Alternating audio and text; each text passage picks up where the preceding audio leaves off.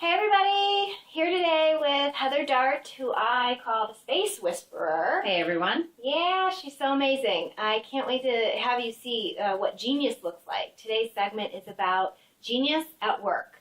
And Heather's been working in my space as the Space Whisperer over the last couple weeks, and really just felt like such a great opportunity to highlight for you what genius looks like. And so one of the first things I want to highlight is that geniuses have vision. They see things and understand things before other people do, and that's what makes them genius in that particular area. So, for example, Steve Jobs had this understanding that people should have personal computers, and this vision that it would give the power dynamic back to individuals as opposed to companies and corporations having all the power. There were a series of people that had vision around electricity being a power source that we could rely on in our homes, right? Like crazy talk. Electricity? What is that? And so Heather's got some crazy talk, her genius around space. And so Heather, my first question for you, and this is really for any genius out there, ask yourself this as well. What is it that you know that other people don't know? Well, I know, and then I'm very sensitive to how one's physical space, whether it's in their home or in their office, is completely correlative to their experience of their own genius, their creativity, their productivity, and in fact... my favorite, I always make more money when Heather works in my space. That's right. I have a track record for people, when I come into their space and I whisper, they make more money. And, you know, that creativity piece, so Heather just did some work in my space. I'll show some photos where she redid my creative space to make it more like a clear space that I can use in the right area of my apartment. And she also created a meditation space for me.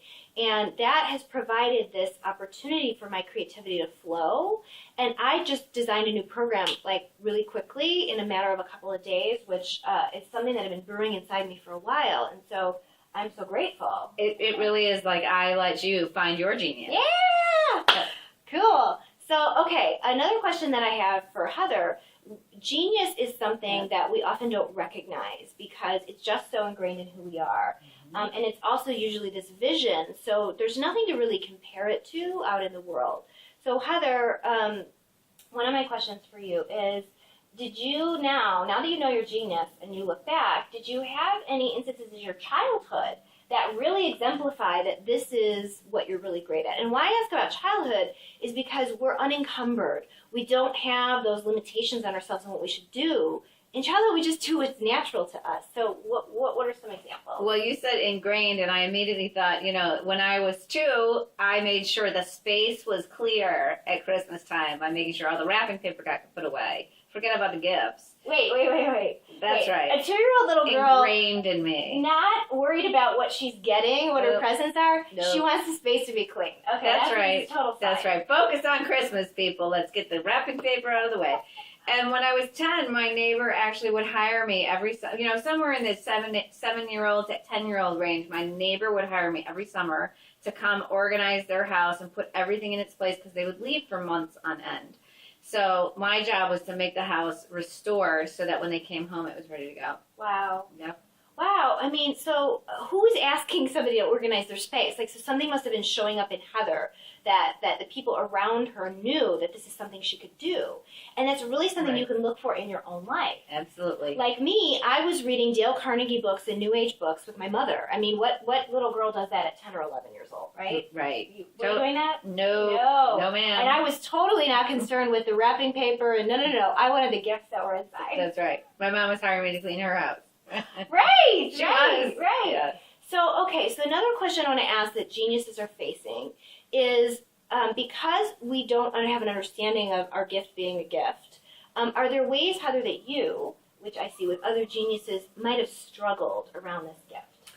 Well, I think there's 2 things. One is that it's not been a particularly easy industry to explain to people, and it certainly, has only come up publicly in the last, let's say 10 years.